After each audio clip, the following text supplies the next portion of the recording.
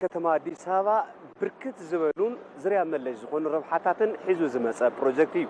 إذا بروجكت زي لعلي عصرت حدا عصرت خلته زخونو عبيت سراحتي زكاتتن زحزن بروجكتيو هذي زلوا كله كبابي مكسيكو كساب ساربي زلوا كنا هو زوكبينا كنا يجن تملكتنا إذا بروجكت زي حزوا مزبوط زكاتتن سراحتن قائم زونو حدا بحال المرايكن فتن كم زفلت بروجكت كوريدور كتما أديس أبابا كاب جمر أوار حتى قصيرة ملو أبزم أوار حتى يوم دما عبيت زبالو سراحتي إنها توجن يركو كابزيوم مشتي نتاكتما حزم الله زمسوس أجاتات ناي توريزم مقفح سراحتي زعمبون زساف عنتقون كاب توريزم وصادما كتما أديس أبابا أمزمانن أمملخ عنون ناي وعلو زبنا عبي إجامن جدًا اللو كابزي بتوسخي كوريدور لمعات كتما أديس أبابا كابز أبا زليلو أو قطع بعبيتها ناي وعلو زخنا كم هاجر زهلو التوتن جبأتن عبي تباهيلي حسب بزمن قددما بزحات عدلاتنا تفتر زمتلو هنا تاتلو بمداي عدل صراحون ناي وعلو زخنا أبركتونا وفيركب كابزي ومستي بهالي صراحون تغير زجبرة لمد بهالنا 10 ساعات هات تبله شو من 9 ساعات زنبرة ناب 24 ساعات كبل زقالة عبي بروجكتيو سبات 24 ساعات يسرحلون عدل صراح زرخولون عدل كوينو تاريخي والله نتعنا وكنتاتون السبورتون عبي إجامنا هذا زركب بروجكتيو بفلاي أب كتما أديس أبابا العلي 100 كيلومتر زخون ناي بشكلتا من قد تاستهانصلو سبات بقليلو أب تهاني صام زلو من قد تاتون وكز جورلو من قد زجورلو زجويلو طعنهم زحلولو سفي حمارات الناخنة زمس عبي بروجكتيو معزز طرح كاب صتان حدغان دحنت نمكل خالتوا هيلهم استقطمو كاميراتاتون ناي وعل زخونه وهرتو غلغالوتنا هاو زركون زمناو زخونه سرحيو اب كتما أديس أبابا زلي وحس صتا نمفطارون ازوم زغطمو زلو كاميراتاتن دحنت تخلوم زعابين مزمن زبنو تكنولوجيات استقطملهم يوم حدغا وحجم منكايون ناي وعل زخونه ابركتونا فصمه زركب عبي بروجكتيو قدم حزز زنبرو مقلي غحاف زخونه فانياتراتات صببت كم مخانهم للعلي مبزحتو كتماتات أديس أبابا أسفلتو بوحج عبلغلق النابلة نريقلو نحدقا ساتحن كنت هاتينيرو حزقن يسرحو زلو زمناوت مقلي وحافن وحجن زمناو مستمخانو وحج حدقا زبصحلو كنتات إنانا كيز مسألو كالي تسفاتات حيزو زمسألو عدل كمزهلون زقلت ألو زلو كنتاتي زي بروجكت زي كابزي وصاون حدقا بارع المركاي تباهيلهم زقلتهم زلو زمناو زخون مسارحتاتون حبيرهم مستهم ناي مسمار إلكتريك مبراتي معي زرقحتات زرقحلو زلو كنتاتي زلو أب كبابتات زفتر حدقا بارع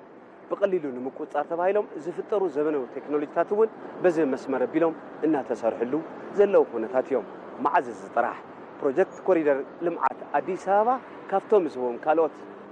ربحتات دما صريت كتما أديس أبابا محلاو ناي وعد زخونه اجام انه فيركب أديس أبابا صريتن بوحاف زيت الليل صبغت كتما كتخون انها تسرحلو زلو كنتات بطعمي كافتوم تسفا استغبرلهم عبيت سراحتيهم بدمر كوريدور كتما لمعات أديس أبابا ظرفه بزحل ويكعب زريا من اللي زغونو ربحتات زعتره عبي بروجكت كمساديكال زخبركم تخاتلتنا كوريدور لمعات كتما أديس أبابا مسر زغبره لومي كبابي مكسيكو كساب ساربي زلو كبابي كنا هو صكم زحزنا يوم مسرت كن قصلينا نسخم بمنفس انا باجري سعونا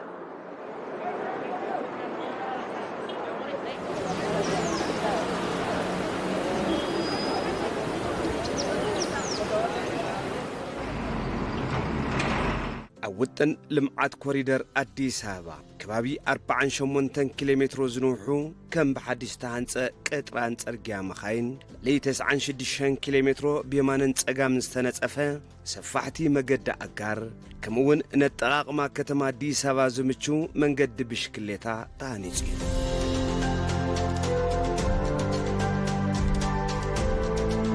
أب كتما أديس أبابا بكلهم كرنعات مالتون بربعتهم أنفتات كم زعينة مقد بشكلتات استهانسو تكونوا أستات 100 كيلومتر كم زي شفرلما يفلت نالبات كتما أديس أبابا زلواك أمامتا كمن بحر دارن كمون حواسان نمنقد بشكلتا مشيتو كواتا زي كونت حز زلو زمناوي مقد بشكلتات قد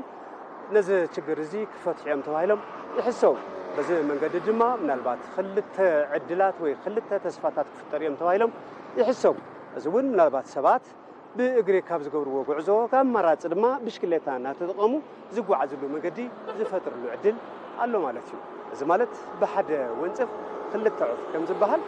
بتحرقت طعنا وكنا تدخلنا حلها بتخلقت لما كاباسن تاكسن تدافع له عدل تناقف له خناتات زفتر له أقعد أمتات له مالتيو بس خبركم تملكتنا كم تعنتو كحبرو تصنعخو كتما ديسابا حزي بزهن زلو حديش بروجكت كوريدور لمعات منقدي بشكلتها كاب زهن زلوم زلو كابتات حدا منقدي مكسيكو صار بيتيو نالبات أبقى تسالي قدرة تكمتود إنها زي دز خدلو عدل كم زهل تصفى قبر كورا تملكتنا أنا بشكلتها نسخم دما بمفلس حبيرنا نقعس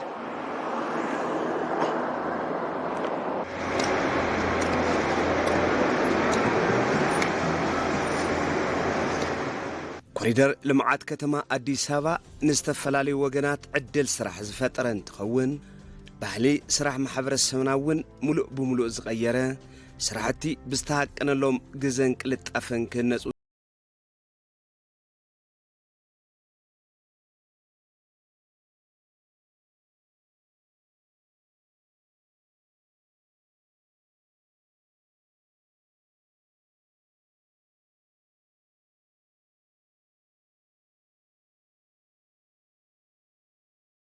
ناي سرح زنقسقاسي زي مفتار نزي حزب زلو لدو بعلو حادث زخونه ناي سرح هيدت كم زمص يزريو مخنياتو قدم حز بتلمدو كاب 8 ساعات يسرح نيرو حز كن 12 ونات سرح رينا نيرنا اسكا 2 ساعات والقله زمشي دريت نيرو حز كن 24 يسرح 24 سرحتنيون قالي بشفت قاليون دخمن سلكين كيبله او وعيلون زحدر حد اغاطامي ناي سرح تصعنو زلوم ساعات زحدرلو زوعلو معلتلو أزي يدمو تاي حدش نجاري لأنا المجمع رجزي أزي بعيننا نريو بوجه عالم سمع زنا غرنا حزي هاجرنا نريو لنا نجاري أزي دمو عوي تسفاز اللو نبذ حاتون نايسر عدز فتر زحاش إلى إزريو هذا العلوت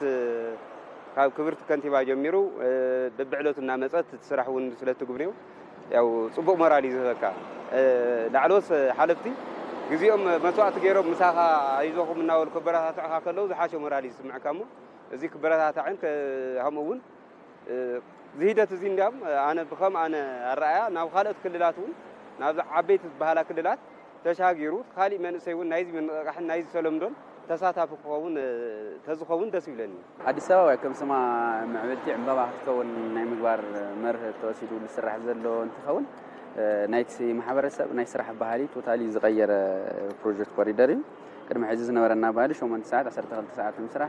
زوز اللي بالو برودكشن زبو اللي بانو تيت ليم زاينير او زغني 24 ساعات دقيقه مسلشين كيبل قات سرحلو ناي سرح هواو يتفاتيرو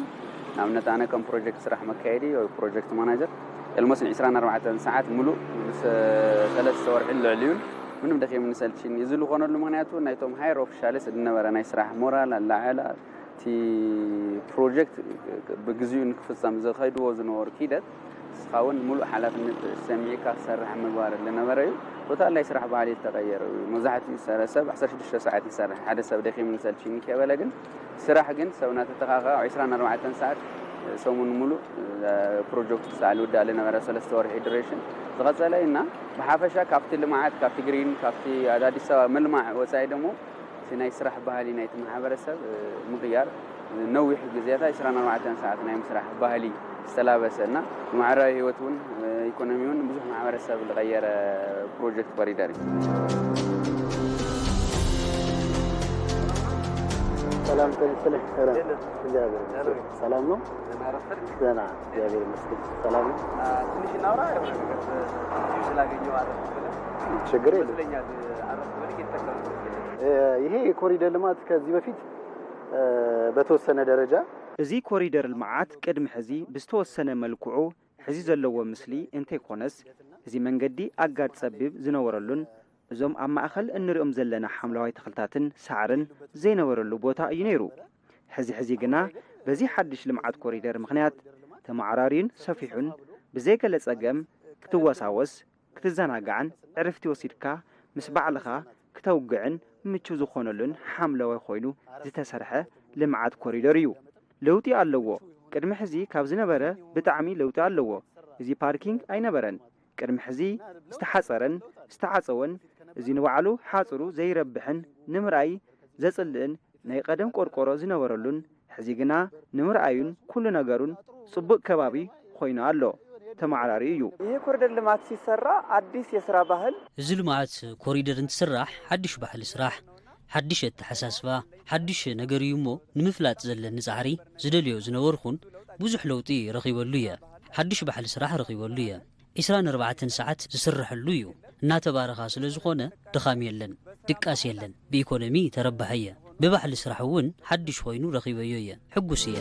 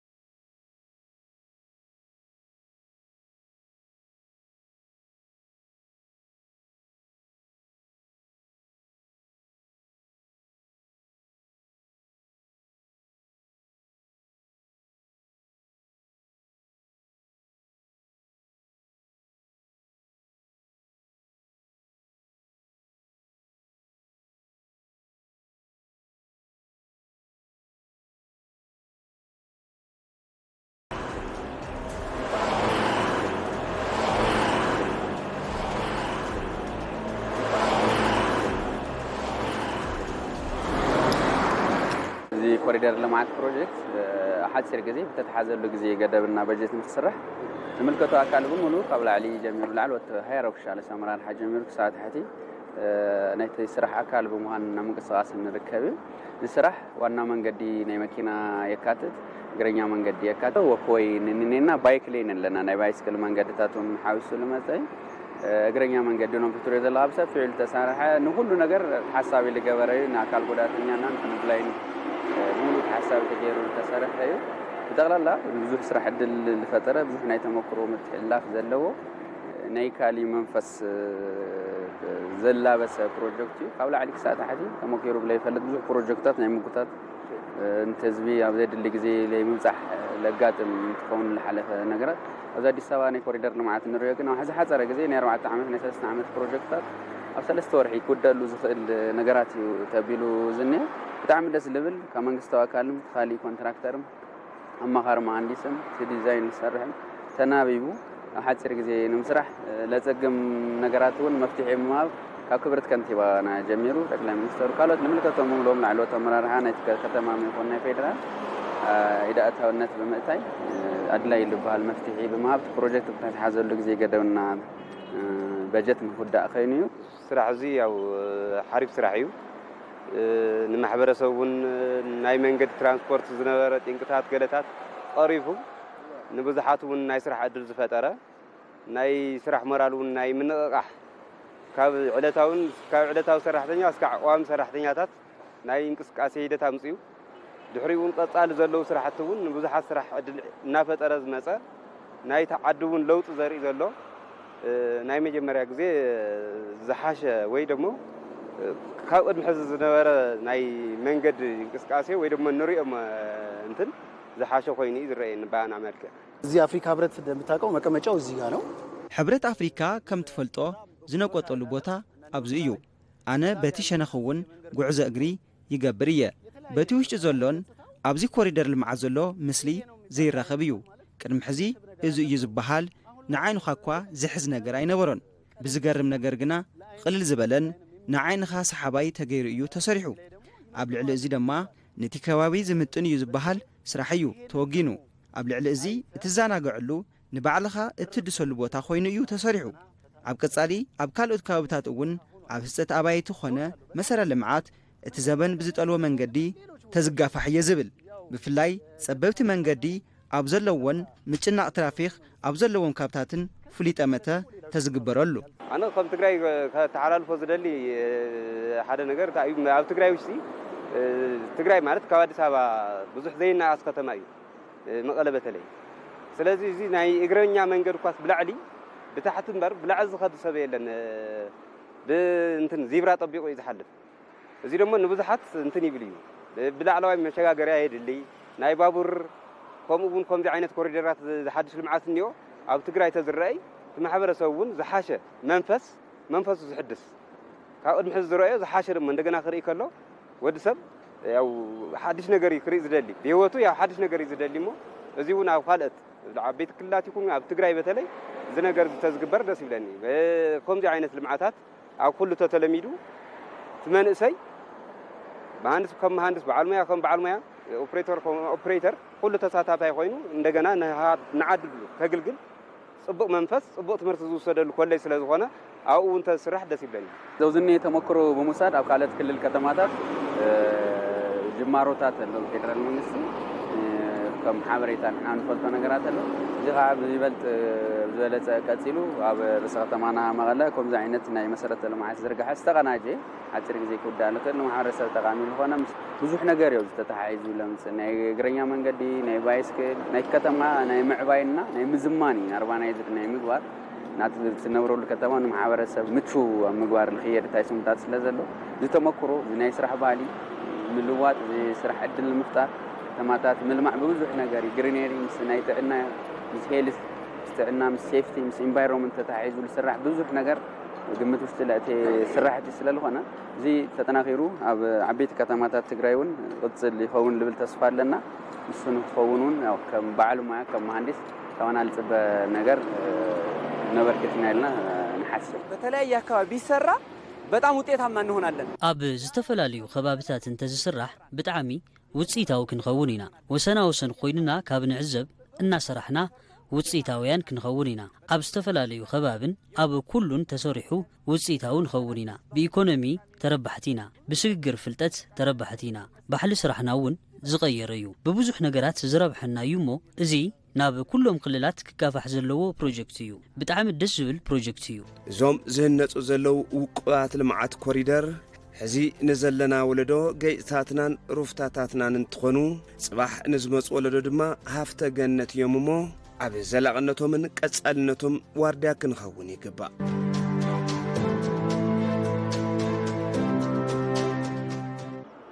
ሰላም ናችሁ እንዴት ናችሁ ወንበር ብጋራ ቀሪ ይልሻል ኦኬ አማን ነው እንዴት ናችሁ የዚህ ሰፈር ልጅ ነሽ አዎ ሜክሲኮ ሳሎ ወደ ቱራይ ኦኬ ከዚህ በፊት እንደዚህ አይነት እድል ነበር እዚህ አካባቢ እንዴት አየሽው በጣም ደስ ብሎኛል አይደል አዎ እንደዚህ ቁጭ ብላችሁ የምትዝናኑበት አረፍ የምትልበት ቦታ ነበር ከዚህ በፊት ምንም አይነት አማራጭ አልነበረም ስለዚህ አዲስ አበባ ምን እየሆነች ነው በጣም ውብ እየሆነች ነው አዲስ አበባ እንደ ስሟ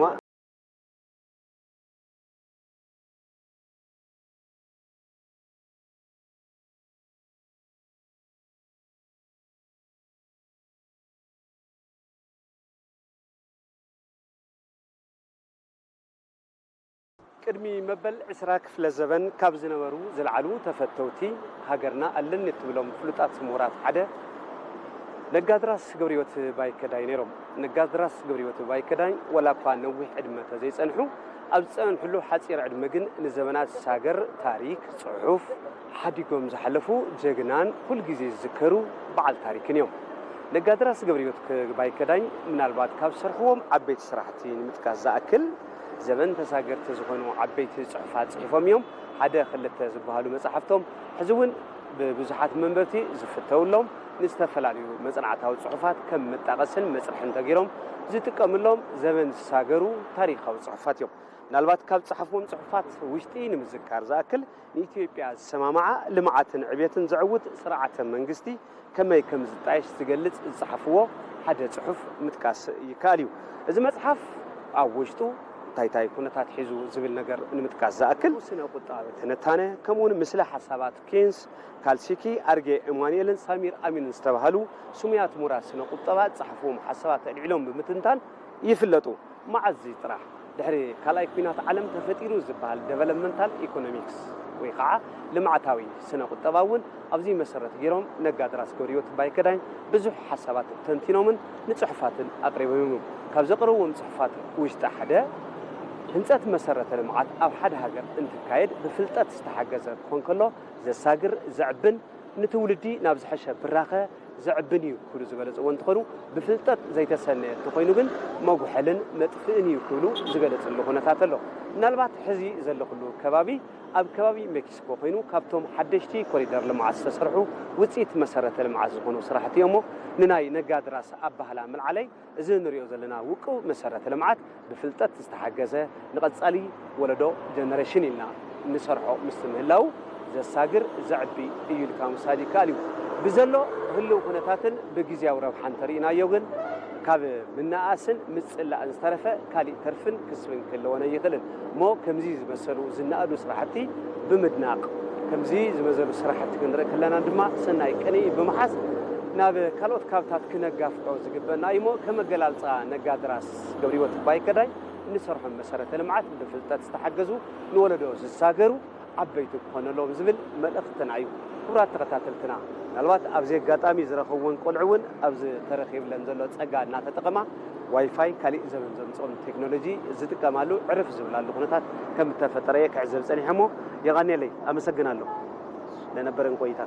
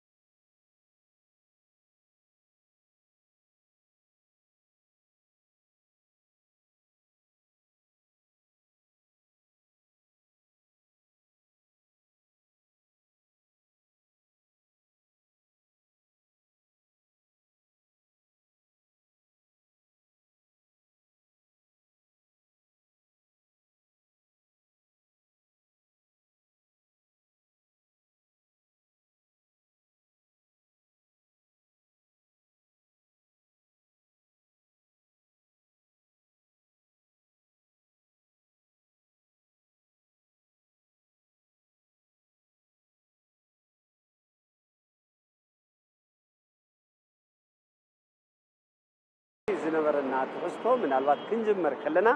ካብ ኣደባባይ ሜክሲኮ ተበጊስና ሕዚ ኣብ ኣደባባይ ሳር ቤት በፅሕና ኣለና ኣብዚ ንገብሮ ዘለና ዑደት ድማ ከተማ ኣዲስ ኣበባ ይህነፅ ካብ ዘሎ ፕሮጀክት ልምዓት ኮሪደር ኣብ ከባቢ ሜክሲኮ ክሳብ ሳር ቤት እንታይ እዮም ተሰሪሖም እንታይ እዮም ተወጊኖም እንታይ ከረብሓታት ተረኺቦም ዝብሉ ነገራት ሕልፍ እናበልና ክንህውፀኩምን ክንሪአኩምን ፀኒሕና ምናልባት ኣብዚ ነበረና ፃንሒት ድማ ብርክዝ ዝበሉ ዓበይቲ ስራሕቲ ዝተወገንሉ ኩነታት ክንርፈት ኢና ኣለና እዚ ኮሪደር ልምዓት እዚ ኣብ 4 ኣንፈታት ከተማ ኣዲስ ኣበባ ይሳለጥ ምስ ምህላው ኣብቶም ካልኦት ካብታት ኮሪደር ልምዓት እንታይ ስራሕቲ ይስራሕ ኣለዉ ዝብሉ ነገራት ድማ ኣብ ቀጻሊ ኣብ ዝህልውና መደባት ክንህውፀኩምን كنريكم كنفتنينا تنلومي مساكم صنعه انا ابراهام مسقالي نيره نلومي بزين سنابتكم مساسوم دما بخالي لمعات كوريدر كم نراقب قطعوا بمحاجب السلام